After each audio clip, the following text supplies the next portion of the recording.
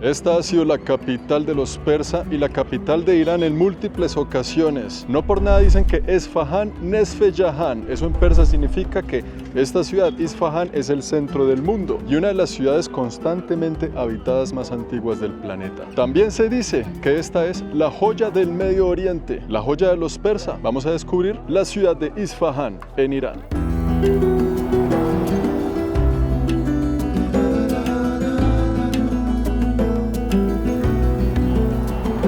Esta es la plaza de Isfahán. Todo esto que tenemos aquí, las ciudades de esta región del mundo se construyen alrededor de una plaza grande y de ahí hacia el exterior. Y todo esto alrededor, puro comercio, actividad comercial que lleva aquí los años de los años, sin parar, noche y día, verano e invierno. Dele que dele. En la actualidad esta ciudad tiene alrededor de 2 millones de habitantes, área metropolitana más o menos 4 millones, siendo una de las ciudades más pobladas grandes de este país. Me pregunto yo, ¿cuántos de esos 4 millones de habitantes de Isfahán son el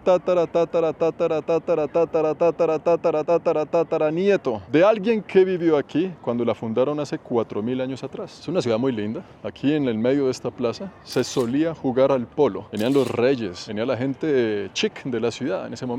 Y aquí en estos muros grandes de cemento podemos ver las instalaciones del juego de polo en aquel entonces. Isfahán, Nesfejahan, el centro del mundo. Sabe que depende como usted lo mida, el centro del mundo puede ser cualquier lugar. En ese entonces, con la ruta de la seda, el comercio de la India y Pakistán, el Medio Oriente, el norte de África, este era un punto clave y estratégico, no solo para el comercio, sino para que fuera la capital de los persas en repetidas ocasiones. No solo fue la capital de los persas, fue también la capital del país Irán. Hoy en día, como muchos saben, la capital es Teherán, pero esta también fue la capital en algún momento. Este país ha cambiado de capital en varias ocasiones. Antes la capital estaba en el noroeste, cerca con Turquía. En ese momento había múltiples guerras, así que el que estaba al mando en esa época dijo: si tenemos la capital con los turcos allá en la frontera, corre el riesgo de una guerra también con ellos, y yo no tengo ahorita ni la paciencia ni las ganas de estar en 3 guerras diferentes. Pongamos la capital aquí, más lejitos de todas esas fronteras, en un lugar donde el clima también es cálido y que en los inviernos no es tan frío. Y por eso es que a toda esta plaza la llaman Nakhchivan,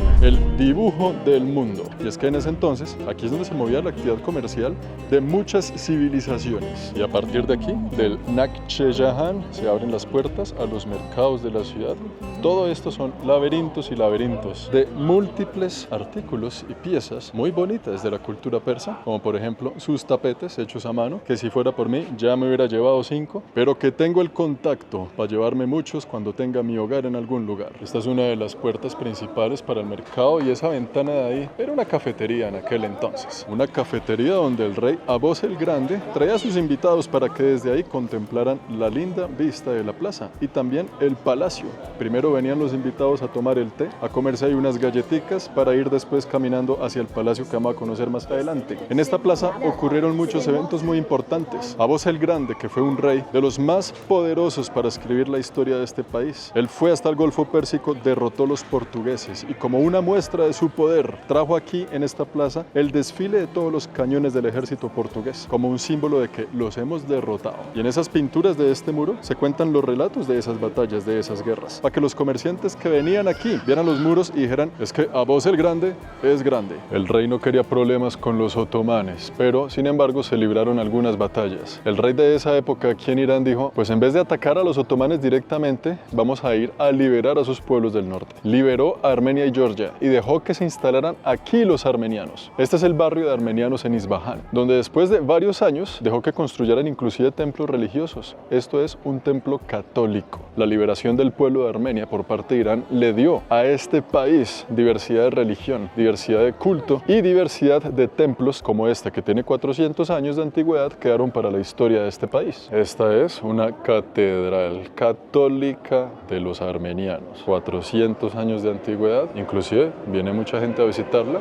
ya es parte del patrimonio turístico de esta ciudad. Y miren esos grandes murales que hay en el techo, en las paredes, como hemos visto las mezquitas de esta ciudad, también con sus cerámicas, sus azulejos hecho a mano. La Iglesia Católica hacía algo muy parecido, pero con otro tipo de arte, otro tipo de escena, otro tipo de historias. Hermano, qué vaina con Jesús, ¿no? Siempre lo muestran así, sufriendo, lleno de dolor, crucificado. Aquí pensándolo bien, yo creo que nunca he visto una foto de Jesús como sentado tomándose un cafecito, un tecito, pasándola bien, ¿no? Siempre está amarrado, siempre está sufriendo. Yo no entiendo. Al principio de este viaje en Irán visitamos un santuario musulmán, donde en el piso estaban todas las tumbas de personajes importantes para la historia de ese santuario. Y aquí los católicos hacían exactamente lo mismo. Tenemos en el piso todas las tumbas de sacerdotes, doctores de la época, gente importante de la sociedad influyente, pero la tenemos así, a 2 pasos de un chancletazo. Religiones distintas, costumbres similares, estética diferente. Inclusive aquí por fuera de la iglesia tenemos una estatua de un hombre de Armenia, un sacerdote, un pueblo liberado de los otomanes, inmigrantes radicados aquí en Irán y que dejaron todo un barrio, toda una cultura, toda una creencia. Este bazar va por secciones, ¿no? Y esta sección, evidentemente la sección del cobre. Se ve muy bonito. De aquí hasta el fondo, todo en cobre. Que para hervir el agua para el matecito en cobre, que los platicos para el alfajor en cobre, que para que una vez usted salga de un país musulmán pueda beber un vino en este vaso de cobre, que aretes para la niña en cobre y por qué no un caballo en cobre. Esta gente lleva el cobre al siguiente nivel, ve esta cobra que a su vez en la parte de arriba hay un águila mordiéndole la cola a la misma cobra. Una vaina elegante como el pegante. Venían los comerciantes atravesando todo el mercado para luego entrar aquí al palacio de Ali Kapur, al cual nosotros ahora entramos libremente solo con comprar un ticket. Entonces el profeta Mahoma dijo: mi primer sucesor será Ali. Y esta puerta que nos da acceso al palacio es la puerta de la tumba de Ali. Esto fue construido por unos radicales musulmanes muy creyentes que le dieron un toque bastante religioso a su palacio, siendo esta la puerta de la tumba del primer sucesor del profeta Mahoma. Tener la puerta del primer sucesor de Mahoma aquí hace que este palacio y esta ciudad sean un punto religioso muy importante para los musulmanes. Vamos a tocar la puerta de la tumba de Ali, un poquito nada más, disimuladamente. Ahí está. Vámonos, antes de que me vea un policía, no me quiero meter en problemas aquí. Ya sabiendo el contexto histórico, religioso y la importancia de este lugar, no nos queda otra que explorar el recinto. Aquí llegamos a una mega terraza en el palacio, desde donde se ve toda la plaza y todos los alrededores de la ciudad, sus montañas, sus mezquitas, la belleza del lugar. Y miren cómo es esta terraza, miren esos techos con incrustaciones en madera elaboradas a mano. Desde aquí en la lejanía también se ven algunos minaretes de mezquitas muy antiguas y justo estamos en la parte central de la plaza, o más bien del dibujo del mundo. Este tipo de lugares así, tan emblemáticos, grandes, llenos de lujo, de palacios, es lo que hacen las civilizaciones en su momento de auge, de éxito, de pico económico, como lo fue aquí este lugar. Hace cientos de años atrás que estaba en construcción esto aquí. La gente soñaba con ir a Isfahán, a ver cómo era la cosa por allá, una ciudad moderna, de arquitectura elegante. Hoy en día desde el palacio se ven los pasadizos secretos del rey, este pasadizo largo que nos lleva a sus jardines privados, los cuales vamos a conocer más adelante. Todo lo que antes era del rey, ahora es público a la gente, a que vengan a visitar. Y desde aquí, una linda montaña. Y a pesar de que esta ciudad está muy bonita, esta plaza también está muy bella, Isfahán no solo ha sido epicentro comercial y económico, ha tenido también un pasado oscuro. Por allá en 1720, pégale una invasión afgana, bajo el liderazgo de un tal Mahmud Hotaki. Y como este era un punto clave en el comercio de la seda, en sus paredes había mucha riqueza, la cual fue saqueada y muchos de sus comerciantes más importantes fueron masacrados aquí en este lindo lugar. Una piscina donde hoy en día se bañan los niños en un caluroso día de sol. En esta linda plazoleta también hubo varias ejecuciones públicas. La razón de la ejecución, muy sencillo: rebeldía, traición, inclusive por delitos comunes. En ese entonces existía la pena de muerte. Hoy en día todavía existe por acá, donde algunos delitos aún hoy en día en el 2024 se siguen castigando con látigo, inclusive con la horca y la muerte. Y existe también la cárcel y los castigos físicos. Me refiero a que si usted aquí comete algún tipo de delito que merezca un castigo físico, le pueden estar dando cierto número de latigazos. 2024, amigos, eso todavía existe. Ya las ejecuciones no se hacen públicamente en la plaza, se hacen a puerta cerrada, normalmente ahorcado. Eso no es solo en Irán. Recuerden que en países como Estados Unidos también existe la pena de muerte. Además, recuerde que estamos en un país musulmán, lo que también hace que se rijan mucho en la ley que dicta el Corán. Si a usted lo pillan borracho por ahí, porque usted sabe que para los musulmanes el alcohol está prohibido, de una merece el castigo de los latigazos y le pueden estar metiendo unos 80 latigazos allá en la cárcel. La pena de muerte aplica también para muchos tipos de delitos, o por lo menos acciones que se consideran delito en este país. Una de ellas, apoyar la anarquía, la revolución que va en contra de los líderes políticos. Otra de ellas, por ejemplo, a los violadores. Cogen a un tipo que esté abusando físicamente de una mujer por ahí y sin preguntarle nada se lo llevan y lo ejecutan. Porque sí es verdad que en estos países del Medio Oriente yo me he sentido muy seguro, porque se sabe que la mano dura es muy dura si usted comete un delito, así sea robo. Y sí es verdad que en países como España, en Barcelona, lo que nos pasó, donde la ley apoya al ladrón y lo protege, pues están robando en todas partes. Entonces, ¿cuál sería la implicación de tener mano dura? ¿Será bueno? ¿Será que no es tan bueno? ¿Cuál será el efecto secundario? ¿El efecto a largo plazo? ¿Merecen nuestros países de América Latina mano dura? ¿Sí o no? A ver si algún día son seguros. Y si sí, ¿ustedes qué creen que pueda ocurrir? ¿Cuál sería ese efecto, ese daño colateral? ¿O creen que funcionaría para que nuestro continente sea finalmente libre de que podamos salir con un celular a la calle y que no nos roben? Pero continuemos con la historia de este video, que ya nos pusimos con temas muy pesados por aquí. En ese entonces, las aguas de esta piscina tal vez no eran azules, tal vez eran rojas, en las cuales hoy en día los niños nadan inocentemente sin tener idea, o tal vez sí, de todo el pasado que tiene esta plaza, que hoy en día es un lugar muy turístico, muy bonito, muy agradable, lleno de historia, lleno de arquitectura y de muchas piezas que pertenecen a Patrimonio de la Humanidad de la UNESCO. Contexto geográfico: allá está la terraza donde estábamos parados hace unos instantes y desde allá se veía esta mezquita. Linda puerta, linda decoración, lindos azulejos. Vamos a entrar. Nada más miren la entrada tan épica que tiene esta mezquita. Todos estos colores, muy persa el asunto. Este tipo de amarillo con azul en las baldosas. Y después de atravesar el pasillo, la entrada principal. A lo que se ve desde allá arriba en la terraza como la cúpula, desde aquí abajo se ve así, de esta manera. Esta era una mezquita privada para la familia real. Aquí es donde venía la familia real, sus amigos y la gente importante a rezar. Si se dan cuenta, la cúpula allá arriba tiene forma de las alas de un pavo real aquí alrededor. 16 ventanas que por dentro son de madera y por fuera son de yeso, y así garantizar que la luz no entrara directamente, sino que entrara más suave. Toda rodeada con versos del Corán, que a mí me hace alucinar cómo escriben con pedacitos de lámina, cada letra así, cada cosita es un pedacito diferente de lámina y lo rellenan con este azul, que también son láminas que toman la forma de lo que vaya quedando, ¿no? ¿Cuántas horas de trabajo para construir estos lugares? Y es que mire eso alrededor, ¿cómo es? Cuánta paciencia ahí picando el pedacito y el pedacito para armar este gigante rompecabezas. ¿Y cómo sabemos que es una mezquita privada? Pues muy sencillo, este es el nicho, pero en todas las mezquitas el nicho tiene aquí una parte profunda, que es donde la persona que dirige la oración se hace en esa parte profunda para mostrar ante todas las personas que están aquí orando humildad, haciéndose más abajo que el resto. Aquí no existe eso, quiere decir que tal vez nunca se hicieron misas públicas en esta mezquita, por ende era una mezquita privada. Y si esa era la mezquita privada, allá de frente tenemos la pública, la mezquita para la gente. Una gran mezquita que, si nos fijamos, tiene dos entradas, cada una de las dos entradas con sus dos minaretes, pero resulta que esa gran puerta principal, la tradición indica que esa puerta está conectada con la vía principal del pueblo. Llegan los musulmanes y dicen: no señor, pero ¿cómo así? Si las mezquitas, la entrada, la puerta tiene que estar en dirección hacia la Meca. ¿Qué vamos a hacer ahí? No queremos perder la tradición. Por eso esa mezquita tiene dos entradas. Usted entra por la puerta tradicional comercial y gira, y ahí está la puerta que nos da una posición geográfica, sabiendo que hacia allá queda la Meca. Vamos a investigar. Esta es la puerta que apunta hacia la urbe, y aquí la que apunta hacia la Meca. Si ven que está en posiciones diferentes para conservar la tradición. Como entre puerta y puerta hay una inclinación como de 45 grados más o menos. Hacían estos pasillos muy bien decorados para que la gente que entrara no sintiera que de repente, así nomás, estábamos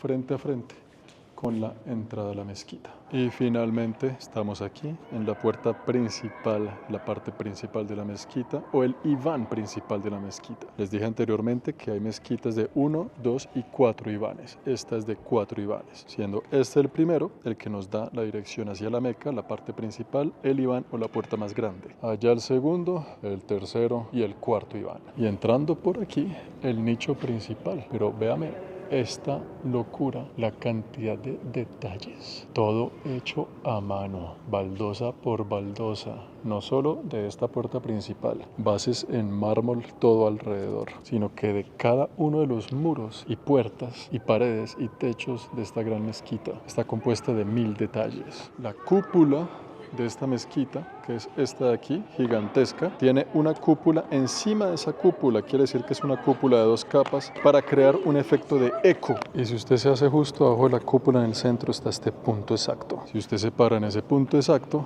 su voz, el eco, va a llegarle a toda la sala. Tenemos este papel. Nos vamos a acercar al centro de la cúpula. Escuche cómo suena. Ahora nos vamos acercando y poco a poco, ahí no suena tan duro. Se va escuchando un poquito más de eco. Un poquito más. Vamos a llegar aquí al centro para que vean la diferencia, ¿no? Hasta mi voz se escucha en eco. Muy buena ingeniería. Se escucha el resto del eco. Pero esta ciudad no son solo palacios, mezquitas. También es reconocida porque tiene una cultura gastronómica diferente al resto del país. Vamos a entrar a este lugar, que no es una tienda de antigüedades, es una tetería restaurante. Tetería, un concepto que aprendí aquí en Irán. Nunca había escuchado esa palabra. Yo no sé si ustedes sí. Ponle cuidado a lo que vamos a comer y al lugar donde estamos comiendo. Esto que está por detrás de mí, esto que está por encima de mí, todo eso hace parte del restaurante. Y esto de aquí es el berillón, un plato típico de Isfahan. Abre el pan y aquí tiene un buen trozo de carne molida con pimientos, a los cuales se le puede echar algunas verduras, limón, cebolla, lo que usted quiera. Y usted va cortando el pancito, le va metiendo carne molida al asunto y se lo va comiendo así sin cubiertos. El pan es el cubierto. Se coge la carne molida con el mismo pan, un poquillo de limón y salud. Y para el postre tenemos algo llamado el gush, que se diría en español como orejas de elefante. Un dulce muy tradicional de aquí, muy rico y todo, pero lo interesante es la presentación del azúcar. Son grandes piedras duras que parecen diamantes. Y usted le echa esto a su vasito de té. Yo no le voy a echar mucho, le voy a echar un poquito porque yo nunca le echo azúcar, pero por efectos del video, esto más que un restaurante es un museo. Véalo alrededor, pero es un lugar muy interesante y que uno simplemente se entretiene mirando la cantidad de pendejadas que cuelgan por ahí.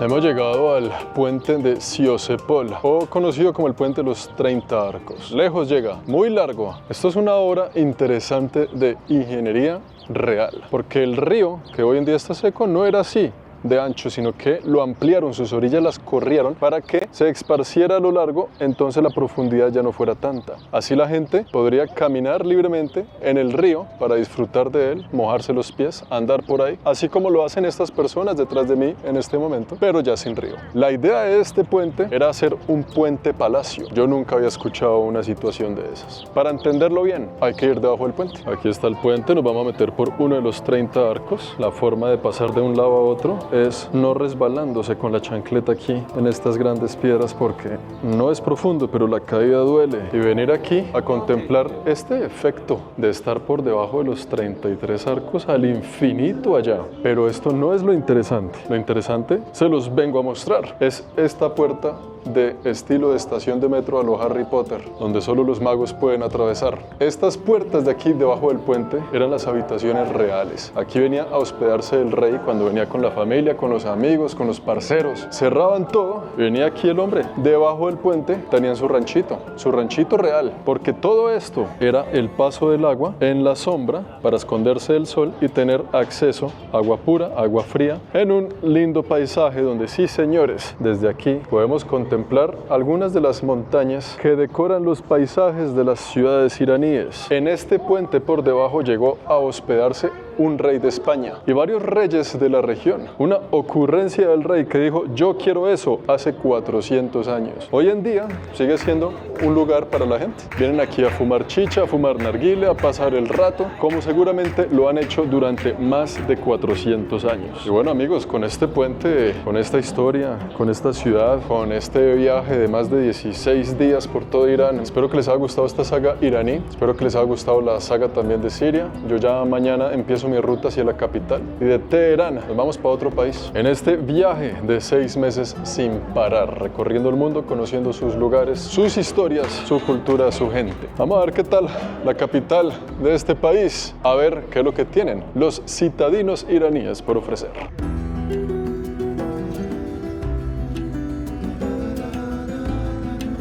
Y desde aquí, la ciudad de Teherán, capital de este país. Espero que hayan disfrutado esta aventura, que hayan aprendido mucho. Saludes a la abuela iraní y nos vemos en el próximo recorrido.